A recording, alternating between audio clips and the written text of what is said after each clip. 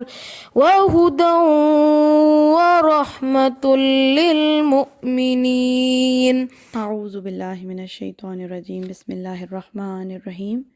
ہم پڑھ رہے تھے الذین یذکرون اللہ قیاما وقعودا وعلی جنوبہم ویتفکرون فی خلق السماوات والارض ربنا ما خلقت ھذا باطلا سبحانک فقنا عذاب النار۔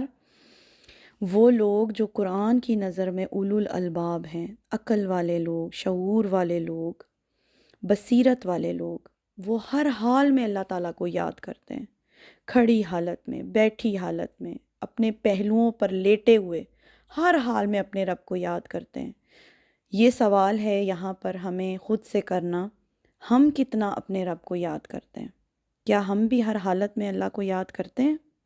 اور ایسے لوگ جو ہر لمحہ اپنے رب کو یاد کرتے ہیں، وہ کائنات پہ غور و فکر کرتے ہیں اور لازماً اس نتیجے پہ پہنچ جاتے ہیں کہ یہ جو اتنا خوبصورت کائنات کا اور اتنا کمپلیکس نظام اللہ نے تخلیق کیا ہے، کیسے ہو سکتا ہے کہ یہ اللہ نے کسی مقصد کے بغیر ہی بنا دیا ہے؟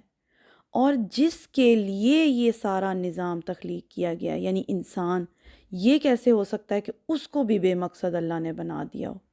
تو آپ اور میں لازماً یہ بات سمجھ جاتے ہیں کہ اگر آپ نے اور میں نے وہ مقصد پورا نہ کیا تو ہمارا انجام کیا ہوگا؟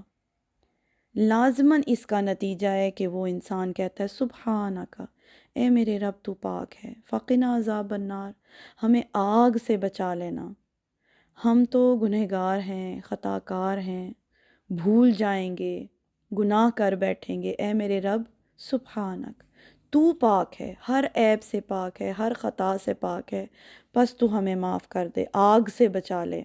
ربنا انکا من تدخل النار فقد اخزیتہ، اے ہمارے رب بس بے شک جسے تو آگ میں داخل کرے گا تو وہ یقیناً رسوا ہو گیا۔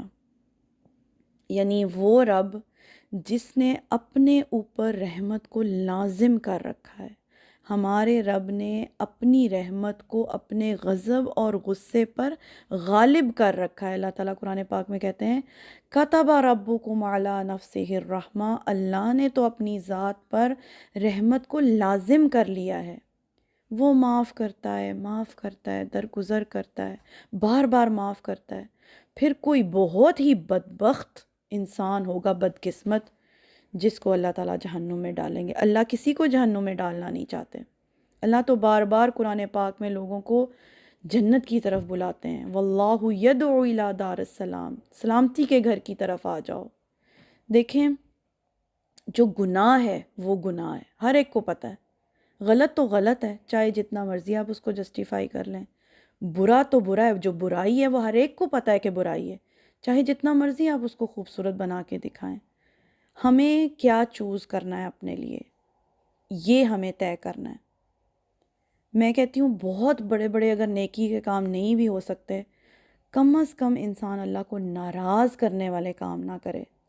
ثواب نہیں کما سکتے تو کم از کم گناہ تو مت کریں، ہم گناہ سے تو بچ جائیں۔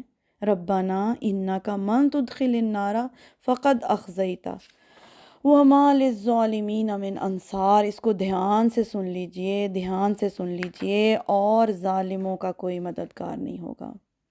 وما للظالمین من انصار، وہاں آخرت میں کوئی کسی کی مدد نہیں کرے گا، کوئی کسی کو نہیں بچا سکے گا۔ نبی صلی اللہ علیہ وآلہ وسلم نے اپنی فیملی کو بلا کر کہا تھا، اے میری بیٹی فاطمہ، اے میری پھپھی صفیہ، اپنے لیے کچھ کر لو، کہ میرا نبی ہونا تم لوگوں کے کام نہیں آئے گا۔ جب نبی صلی اللہ علیہ وسلم نے اپنی فیملی کو، اپنی بیٹی کو یہ بات کہی ہے، تو ہم کسی گمان میں نہ رہیں، کسی وہم میں نہ رہیں کہ کوئی ہمیں وہاں پر بچا سکے گا، ہماری مدد کر سکے گا۔ وہاں پر کوئی کسی کی نہیں مدد کر سکے گا۔ ہمیں جو کرنا ہے وہ خود اپنے لیے اسی زندگی میں کرنا ہے۔ اللہ تعالیٰ سے دعا ہے کہ اللہ تعالیٰ ہمیں وہ دل دے دے جو ہر وقت اللہ کی یاد میں مصروف رہے، وہ زبان دے دیں اللہ جو ہر وقت اللہ تعالیٰ کا ذکر کرتی رہے، اور ہم سب کا خاتمہ ایمان پر ہو۔ آمین ثم آمین۔